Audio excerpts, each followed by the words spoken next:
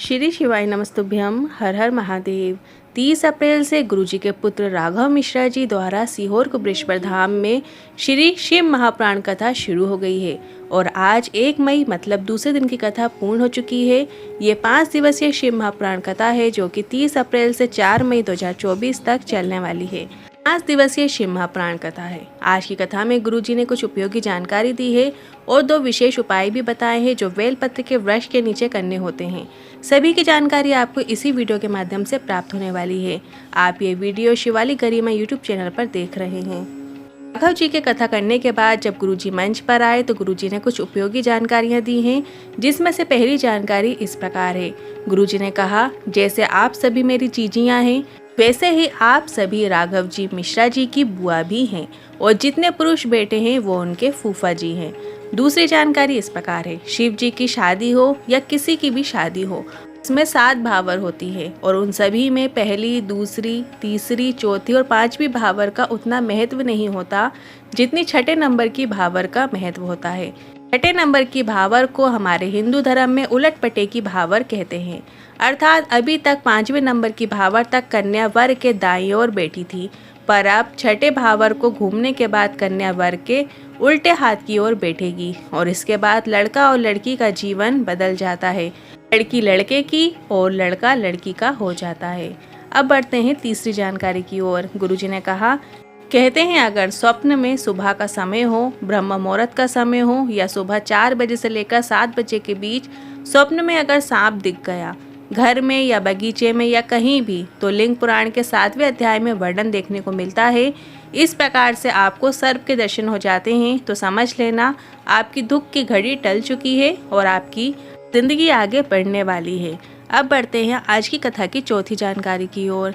बेलपत्र के वृक्ष के नीचे करने वाले बिल्कुल नए उपाय की जानकारी देते हुए गुरुजी ने कहा, कई लोग प्रश्न करते हैं, गुरुजी अगर हम घर में पार्थिव शिवलिंग का निर्माण कर रहे हैं तो उस समय शिवलिंग पर मिट्टी का सर्प बनाए या नहीं बनाए, जरूरी है या नहीं है।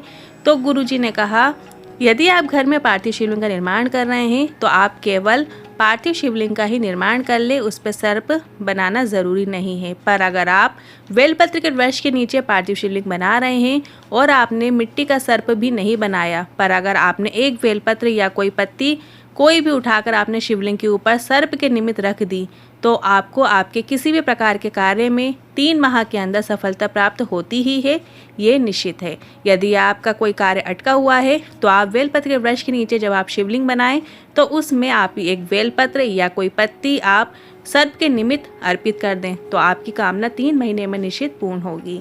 अब बढ़ते हैं 5वीं जानकारी की ओर। एक विशेष जानकारी देते हुए गुरुजी ने कहा, बेलपत्र के वृक्ष के नीचे पार्थिव शिवलिंग का निर्माण करते समय सर्प का निर्माण करना बहुत आवश्यक हो जाता है, जब क्योंकि वहाँ हमारी मनोकामना पूर्ति का भाव आ जाता है। तो अगर आप बेलपत्र के पेड़ के नीचे पार्थिव शिवलिंग बना रहे हैं तो एक बेलपत्र को सर्प के रूप में अवश्य रखें, बल्कि घर में बनाए शिवलिंग पर सर्प बनाने की आवश्यकता नहीं होती।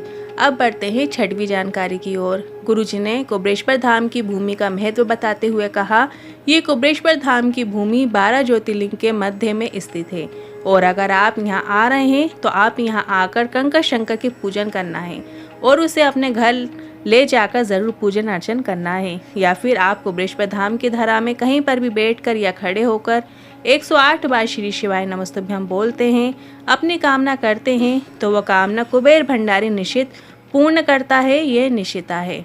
हम आपको बता दें, कथा आपको ऑनलाइन यूट्यूब या आस्था या किसी अन्य चैनल के माध्यम से देखने को नहीं मिल पा रही होगी, पर गुरुजी जब आखिरी में 15 मिनट के लिए कुबरेश्वर धाम में आते हैं उसका प्रसारण गुरुजी के चैनल पर होता है, जिसे आप प्रतिदिन 4 मई 2024 तक दोपहर के 2:30 बजे से देख सकते हैं। आज की जानकारी आपको कैसी लगी कमेंट के जरिए जरूर बताइएगा। वीडियो थोड़ा भी उपयोगी लगा हो तो वीडियो को लाइक करके कमेंट बॉक्स में हर हर महादेव जरूर टाइप कीजिएगा। श्री शिवाय नमस्तुभ्यम।